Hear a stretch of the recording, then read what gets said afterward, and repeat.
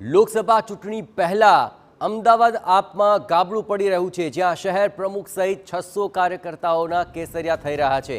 અસારવા વિધાનસભાના પૂર્વ ઉમેદવાર જે મેવાડા પર હવે કેસરિયા કરશે। જોકે પ્રદેશ પ્રમુખ સી આર પાટીલ ખેસ પહેરાવીને તેમનું સ્વાગત કરવાના છે। તો આખરે લોકસભા ચૂંટણી પહેલા આ એક મોટું ગાબડું પડી રહ્યું છે। વધુ વિગતે વાત કરવા જોડાઈ રહ્યા છે ટીવી9 સાથે રોનક। આખરે કેટલા કાર્યકરો અને અંદાજે કેટલા લોકો આજે આપમાંથી ભાજપમાં જોડાશે?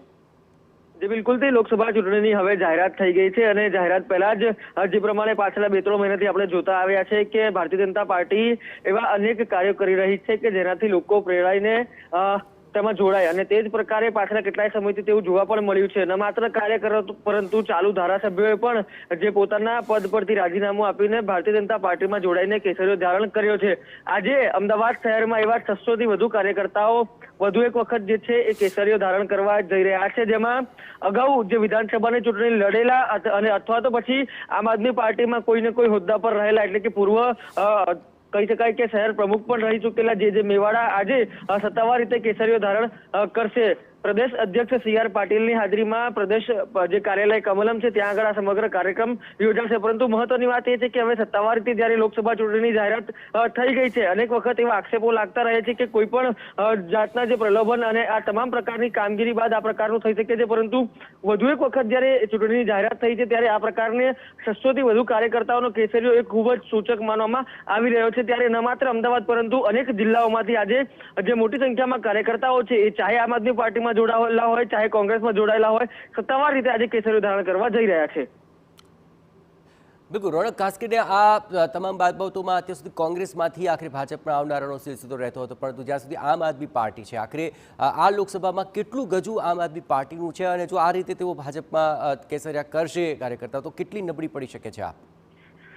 જે જોવા જઈએ તો આમ જે આ વખતે નવું અલાયન્સ જે અમલમાં આવ્યું છે ઇન્ડી અલાયન્સ અને તેમાં ગુજરાતની વાત કરીએ તો ગુજરાતમાં તેમની રાજનીતિક સફર માત્ર 2 સીટ ઉપર આમ આદમી પાર્ટીની છે। એ ચાહે ભરૂચની વાત હોય ચાહે ભાવનગરની વાત હોય, આમ આદમી પાર્ટી માત્ર 2 સીટ ઉપરથી ચૂંટણી લડી રહી છે અને અન્ય તમામ સીટો ઉપર કોંગ્રેસ પાર્ટી છે તે પોતાના ઉમેદવારોને મેદાનમાં ઉતારી રહી છે। પરંતુ અમદાવાદ શહેરમાં જોવા જઈએ તો પાછલી વિધાનસભામાં આમ આદમી પાર્ટી એ મોટી સંખ્યામાં કાર્યકરો લઈને અમલમાં આવી હતી, તે પ્રકારના દાવા સતત તેમના તરફથી થતા આવ્યા છે। પરંતુ જેવી ચૂંટણી પતી અને લોકસભાની ચૂંટણી આવી ત્યારબાદ કોંગ્રેસના ગળ્યા ગાંઠિયા કાર્યકરો જે છે તેઓ તો મેદાન ઉપર દેખાતા હતા, પરંતુ આમ આદમી પાર્ટી એ સતત નિષ્ક્રિય થતી હોય તે પ્રકારનું લાગતું હતું।